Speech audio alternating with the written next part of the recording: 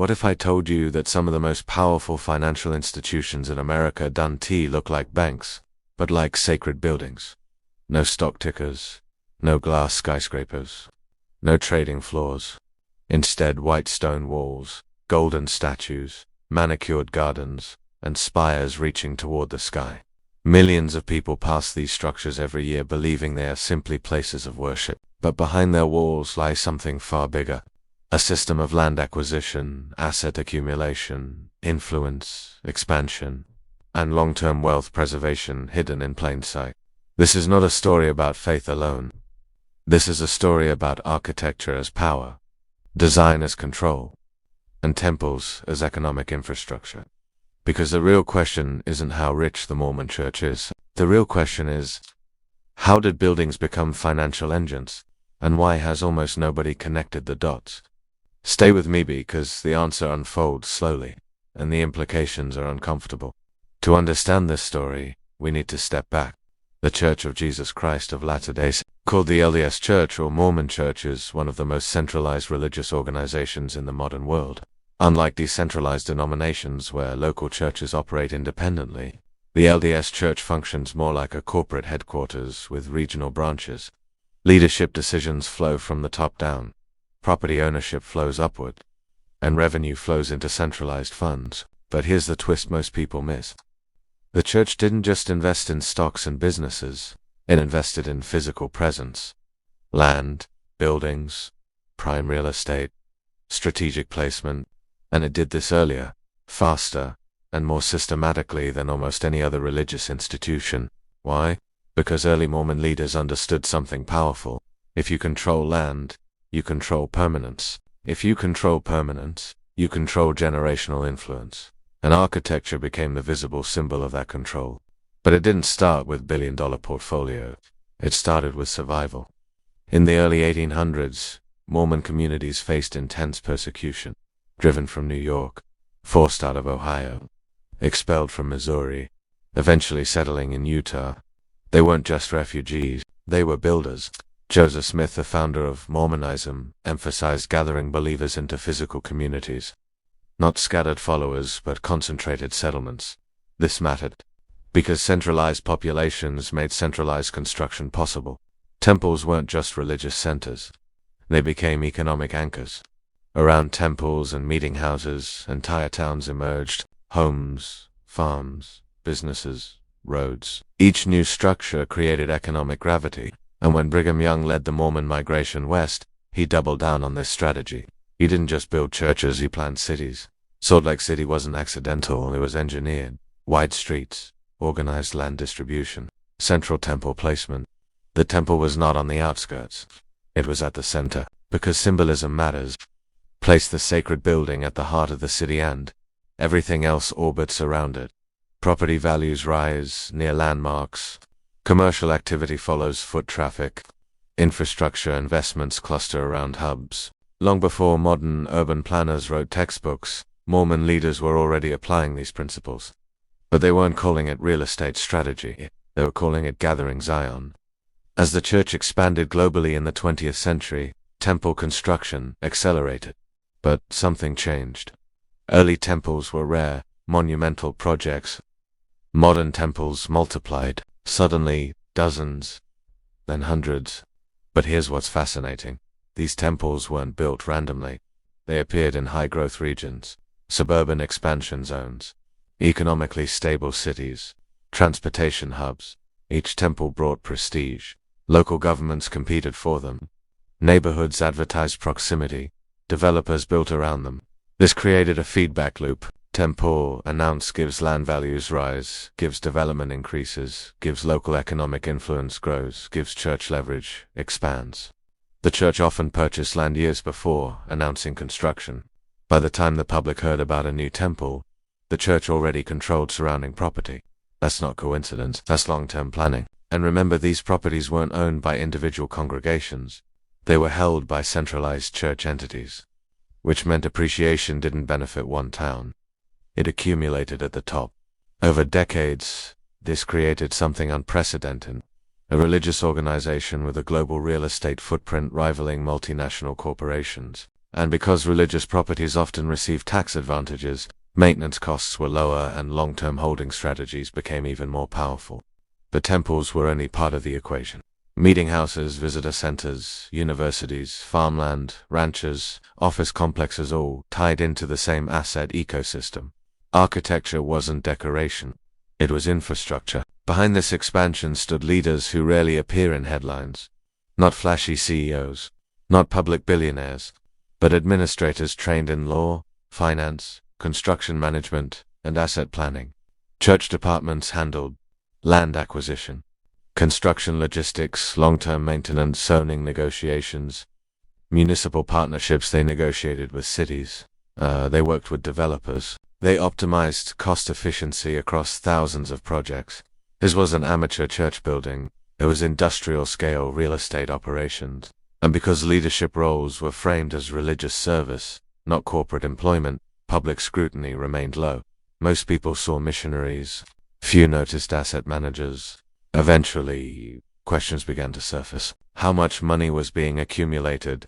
Why did a religious institution hold such massive reserves? Why were investment funds so secretive? And more importantly, why did the physical expansion never slow down, even during economic downturns? During recessions, temple construction continued.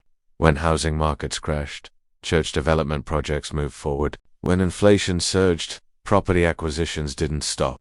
That's when critics began connecting dots.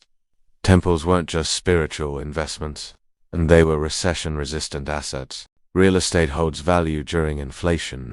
Land preserves purchasing power. Property stabilizes portfolios. In other words, architecture wasn't only symbolic, it was financial hedging. And that realization triggered backlash. Calls for transparency grew louder. Media investigations intensified. Former insiders spoke out. Suddenly, the invisible system became visible. But what happened next surprised almost everyone. When a new Mormon temple is announced, the reaction is almost always positive. Local officials celebrate. Businesses anticipate growth. Real estate developers circle the area. Why? Because temples bring steady foot traffic. Visitors travel from surrounding regions. Hotels fill. Restaurants expand. Infrastructure upgrades follow. On the surface, this looks like economic development. But here's the deeper layer. The church usually owns not just the temple land, but nearby support properties, parking complexes, visitor centers, administrative offices, housing developments tied to church programs. This means that a large portion of the economic upside flows back into church-controlled entities. It's a closed loop. Temple drives traffic, gives church properties capture, spending gives revenue reinvested into more property. And over time, this creates geographic influence zones, areas where church presence shapes zoning discussions, traffic planning, school expansions, and neighborhood development patterns. Local governments rarely oppose these projects. Why? Because temples come with prestige, tourism, and stability. And stability attracts capital, which gives the institution leverage, not through force, through infrastructure dependency. By the late 20th and early 21st centuries, the strategy went international. Temples appeared in Latin America, Africa, East Asia, Europe, Pacific Islands. But the pattern remained consistent. Centralized ownership, prime locations, long-term landholding, high-visibility architecture in developing countries. This created even stronger effects. Temples often became some of the most well-maintained, well-funded structures in entire regions. They stood out, and that visibility carried power.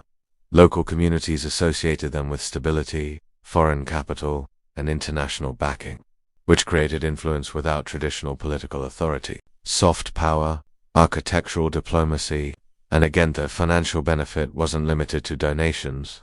Surrounding land appreciated, commercial activity grew, church-affiliated construction firms and contractors received steady work. This wasn't just religious outreach, it was economic footprint expansion. After financial controversies and media attention, many expected major reforms, greater transparency, reduced expansion, asset sell-offs. None of that happened. Why? Because the architecture model is self-sustaining. Once land is owned and buildings are built, maintenance costs are predictable, value appreciation is consistent. Operational efficiency increases with scale. Selling assets would weaken long-term leverage. So, instead, leadership doubled down on diversification. More farmland, more commercial real estate, more educational campuses, more housing projects. The narrative remained spiritual, but the mechanics were corporate. And here's the key reason reform stalled. There is no external shareholder pressure. No quarterly earnings calls. No activist investors. Only internal leadership accountability. Which means the system answers to itself.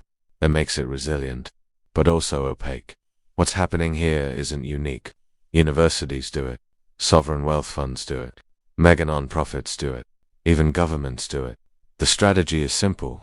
Convert liquid capital into physical assets sold long-term. Use infrastructure to stabilize power. But the LDS Church stands out because it combines religious authority, centralized governance, tax-advantaged status, global land ownership, multi-generational planning. That combination is rare and powerful. This mirrors how medieval churches accumulated land, how empires built monuments to project permanence, how modern corporations use campuses to anchor influence. The tools changed. The pattern didn't. Every major institution that seeks longevity does three things. 1. Controls territory. 2. Controls narratives. 3. Controls infrastructure. Temples, check all three. They occupy physical space. They reinforce belief systems. They anchor economic ecosystems. Which means architecture isn't neutral, it's strategic. And once you see it, you can't unsee it. Here's the part few want to discuss. What happens when a religious institution becomes too large to adapt? When asset management priorities start influencing spiritual decisions? When construction timelines outpace community needs? When maintenance obligations grow faster than membership participation? Large portfolios create pressure to sustain growth, pressure to justify expansion, pressure to keep the machine running. History shows this pattern repeatedly. Institutions that confuse scale with strength often struggle when demographics shift. Younger generations engage differently. Urbanization changes attendance patterns. Digital communities replace physical gatherings. If physical infrastructure becomes oversized relative to participation, it becomes a liability instead of an asset. And that's the silent risk buried beneath marble walls and golden spires. Let's bring this home. Here are 3 powerful lessons hiding inside this story. Buildings don't just house people. They shape economies, behavior, and influence. Whoever controls infrastructure controls the future. When assets flow upward instead of staying local, compounding accelerates. That's how institutions outgrow nations. While individuals chase short-term gains, institutions plan in decades. That patience creates dominance. So here's a question I'll leave you with. If sacred buildings can become financial engines, where is the line between faith and power? And when architecture outlives belief, who does it really serve? If this video changed how you see religious institutions, real estate, or hidden financial systems, hit the like button so this story reaches more people. Subscribe for deep dives into wealth, power, and systems hidden in plain sight. And comment below. Do you think religious architecture should remain purely spiritual, or is financial strategy unavoidable? Because the buildings aren't just standing quietly, they're shaping the world around us. And now you see it.